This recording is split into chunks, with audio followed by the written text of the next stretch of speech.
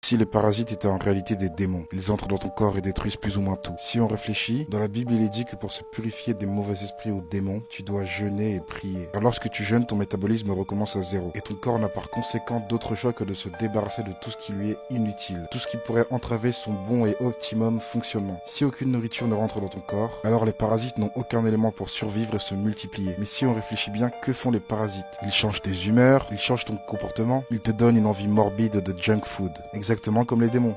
Ils changent ton comportement, ils te tentent et te poussent à passer à l'action pour de mauvaises choses.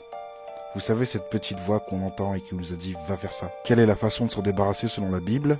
Jeûner et prier. Et les parasites survivent entre autres grâce au sucre, au glucose. Ils te donnent encore plus envie d'en consommer encore et encore et encore. Même ton cerveau te fait croire que tu es accro au sucre, que tu en as besoin. Tu as ce sentiment d'être heureux lorsque tu en consommes. D'ailleurs, est-ce que vous saviez que manger du sucre est encore plus addictif que la coco?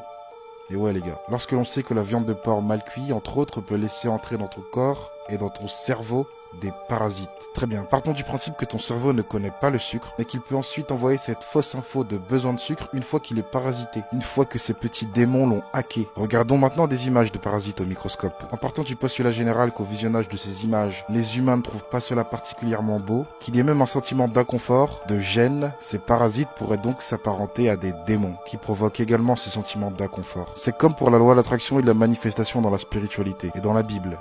Demande et tu recevras. Crois et tu verras. Tout, absolument tout est déjà écrit dans ce livre de la vie. Alors, parasite, forme de démon, qu'est-ce que vous en pensez?